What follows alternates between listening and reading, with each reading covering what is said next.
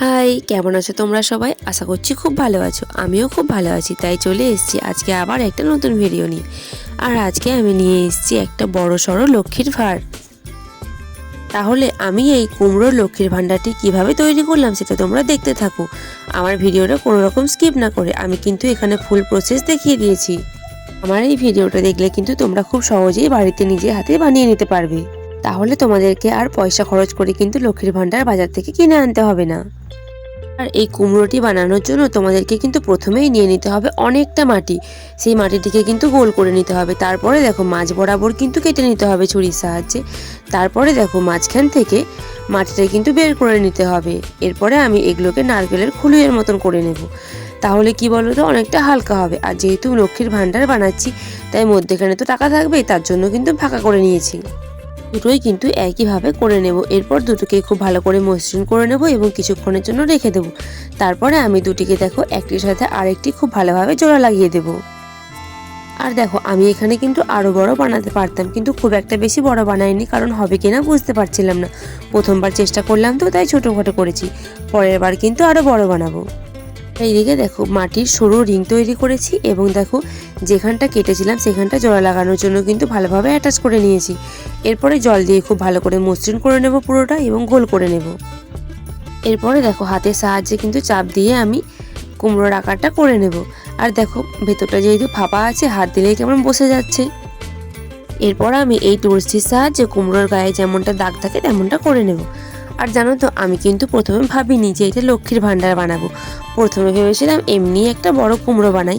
তারপর মাথায় এলো আমি তো অনেকদিন ধরেই ভাবছিলাম একটা লক্ষ্মীর ভাণ্ডার বানাবো। তাহলে কেননা লক্ষ্মীর ভাণ্ডারই বানানো যাক, যেহেতু পুরোটা একইভাবে হচ্ছে, শুধুমাত্র টাকা ঢোকানোর জন্য একটু জায়গা করতে হবে, এই যা। এরপর আমি হাতের সাহায্যে খুব ভালোভাবে কিন্তু কুমড়োর গায়ের আকারটা করে নেব এবং খুব ভালো করে জল দিয়ে মসৃণও করে নেব।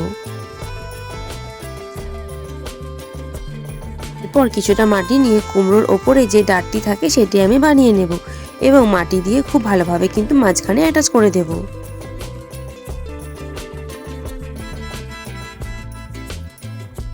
আর দেখো আমার কুমড়ো কিন্তু রেডি হয়ে গেছে। এরপর আমি এটিতে টাকা ঢোকানোর জন্য একটু কেটে নেব মাটিটা, তো সেটা আর দেখানো হলো না ভিডিওতে। এরপর আমি এই বড় কুমড়োটিকে শুকিয়ে নেব এবং শুকিয়ে যাওয়ার পর কিন্তু রং করব। দেখো একদিনের রোদেই কিন্তু মাটির কুমড়োটা খুব ভালোভাবে শুকিয়ে গেছে। এরপর আমি এটিতে কালার করব। তো কালার করার জন্য তোমরা সবাই জানো প্রথমে আমি প্রাইমার কালারটা করব। তার কারণ প্রাইমার কালার করলে অন্যান্য কালারগুলো খুব উজ্জ্বল হয় এবং খুব ভালোভাবে গাঢ় বোঝা যায় বা হয়। তাই দেখো পুরো কুমড়োটিতে আমি সাদা কালারটা খুব ভালোভাবে করে নেব।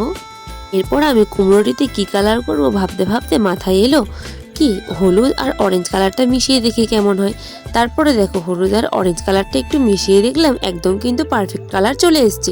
তো আমি কুমড়োটিতে দেখো সেই কালারটা করে নিলাম। আর আমি এখানে কিন্তু পাকা কুমড়ো করেছি তাই আমি এই কালারটা করলাম, কাঁচা করলে কিন্তু সবুজ করতে হতো। এরপর কুমড়োর ডাঁটিতে আমি সবুজ কালারটি করে নেব। এখানে কিন্তু ব্রাউন কালারও করতে পারতাম, কিন্তু আমার কাছে ব্রাউন কালারটা শেষ হয়ে গেছে তাই আমি সবুজ কালারটাই করেছি। আর সবুজটাই বেশি ভালো লাগছে। এরপর দেখো একটু তুলোর সাহায্যে কুমড়োর গায়েও কিন্তু হালকা হালকা সবুজ দাগ দিয়ে দেব। তাহলে আমার মাটির কুমড়ো কিন্তু রেডি হয়ে গেছে। এই মাটির কুমড়োটি তোমাদের কেমন লাগলো তোমরা কিন্তু কমেন্টে জানিও। ভালো লাগলে লাইক কমেন্ট শেয়ার করে দিও এবং নতুন হলে সাবস্ক্রাইব করে পাশে দেখো। আজ তবে আসি, আবার দেখা হবে পরের ভিডিওতে। টাটা।